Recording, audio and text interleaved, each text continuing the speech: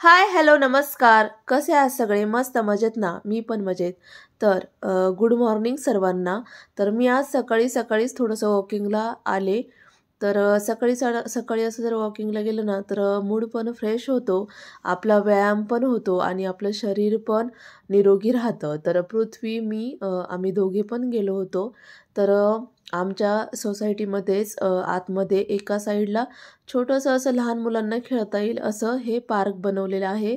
जास्त काही नाही, पण झोपाळा, घसरगुंडी असं आहे. पण मुलांना असे ते फुटबॉल वगैरे खेळता येतं. तर इथे खूप सारी झाडं आहेत, वेगवेगळी झाडं आहेत. यातील बरीचशी झाडे मला नाही माहिती, काही माहिती आहेत. पण असं छान हिरवंगार वातावरण खूप छान वाटतं. आणि हे झाड तर मी पहिल्यांदाच पाहिलंय. याचं हे काय फळ आहे ते पण खूपच वेगळं आहे. असं नंतर उकलतं आणि त्यामधून त्यातलं जे आतल्या बिया वगैरे आहेत ते खाली पडतात. जर तुम्हाला कोणाला माहीत असेल तर कमेंट करा. इथे बंगलोरमध्ये खूप म्हणजे खूप झाडे, सगळीकडेच झाडे दिसतात. ज्यांची मोठमोठाली घरे आहेत त्यांनी पण घरासमोर खूप सारी झाडे लावलेली आहेत. एकदम म्हणजे घराच्या समोर पण कुंड्या पण. आणि ह्या घरी तर पहा तुम्ही, पूर्ण घरावरतीच पूर्ण फुलांचा वेल पसरलेला आहे आणि सगळीकडे खूप म्हणजे खूप झाडं आहेत. कदाचित ह्या झाडांमुळेच इथे भरपूर पाऊस पडतो. इथे जवळ म्हणजे कायम पाऊस असतो. अ, जानेवारीमध्ये, फेब्रुवारीमध्ये नसतो एवढा, पण एप्रिल मेपासूनच स्टार्ट होतो पाऊस. तर कारभाऱ्यांनी वाटाण्याच्या शेंगा आणलेल्या होत्या बाजारातून. मग म्हटलं एवढा वाटाणा आणलाय तर काय करावं? तर मग म्हणलं आपण काही दिवसांसाठी म्हणजे जर आपण व्यवस्थितरित्या स्टोअर करून ठेवला तर राहतो. तर ती प्रोसेस मी पुढे दाखवतेच तुम्हाला. तर मग मी थोडेसे पराठे बनवून घेतले आणि मस्त असा नाश्ता रेडी झालेला आहे. तुम्ही पण नाश्ता करायला या. तर असे मस्त आलू मटरचे पराठे बनवले आणि मग कारभारी कामावर गेले. तर म्हटलं एवढे वाटाणे काय करायचे?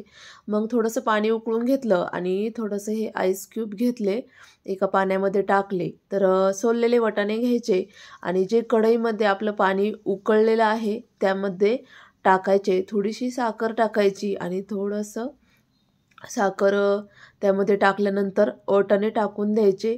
वाटाणे एकदम म्हणजे असे जास्त खराब झालेले नाही घ्यायचे, एकदम चांगले चांगले घ्यायचे. त्यामध्ये जर काही खराब असतील तर ते काढून टाकून द्यायचे.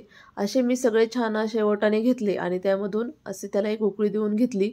असा एक एअर टाईट असा एक डब्बा घ्यायचा आणि वाटाण्याला थोडीशी उकळी बसली का, म्हणजे थोडे जास्त शिजवून नाही द्यायचे, पण थोडीशी उकळी द्यायची, जेणेकरून वाटाण्यांना आपण ज्यावेळेस डब्यामध्ये भरून ठेवणार आहोत फ्रीजमध्ये, त्यावेळेस त्याला मोड आले नाही पाहिजेत. अशा पद्धतीने थोडीशी उकळी येऊन द्यायची, जास्त शिजवून नाही द्यायची. अशी थोडीशी उकळी आली का सगळे वाटाणे असे मस्त ह्या झाऱ्याच्या साहाय्याने किंवा तुम्ही कशानेही काढू शकता.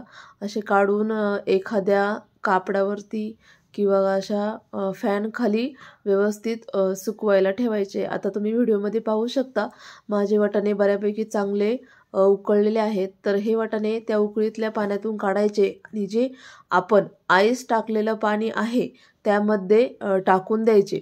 तर ते टाकून दिल्यानंतर काही वेळ त्यामध्ये राहून द्यायचे, जवळजवळ 15-20 मिनटं मस्त त्याला थंड होऊन द्यायचे. आणि थंड झाल्यानंतर ते सगळे वाटाणे आपण पाण्यामधून बाहेर काढायचे. त्याला एका सेपरेट अशा कोरड्या रुमाल म्हणा किंवा फडक्यावर एकदम पसरून द्यायचे आणि मस्त असे फॅन खाली ठेवून द्यायचे. जवळजवळ अर्धा तास फॅन खाली ठेवायचे, जेणेकरून त्याच्यावरती जे ओलसर आहे, पाण्याचा जो ओलावा आहे तो सगळा जाईल आणि एकदम वाटाणे कोरडे होतील. अशा पद्धतीने हे वाटाणे घ्यायचे आणि फॅन खाली ठेवून दिल्यानंतर पूर्ण सुकल्यानंतर ते एका एअरटाईट कंटेनरमध्ये भरायचे आणि डीप फ्रीजमध्ये ठेवून द्यायचे.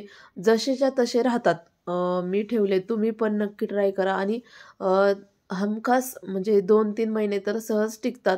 आणि आपण जसे ठेवलेले आहेत ना तसेच हिरवेगार दिसतात, म्हणजे जसेच्या तसेच दिसतात, त्याला कोंब पण येत नाही आणि खराब पण होत नाही.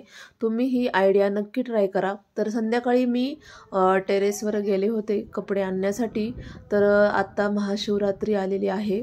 तर महाशिवरात्रीची इथे बंगलोरमध्ये खूप सारी तयारी सुरू झालेली आहे. सगळीकडे लाईटिंग वगैरे केलेली आहे. दरवर्षी येथे म्हणजे महाशिवरात्रीचा छान जल्लोष असतो. घरापासूनच इथे थोड्याच अंतरावर एक मंदिर आहे. तिथे महाशिवरात्रीचं आयोजन केलेलं असतं. बरेच म्हणजे जे जे सण असतील त्या वेळेस असं लाईटिंग वगैरे करून छानपैकी मंदिर सजवतात. चला, चॅनल सबस्क्राईब करा. धन्यवाद.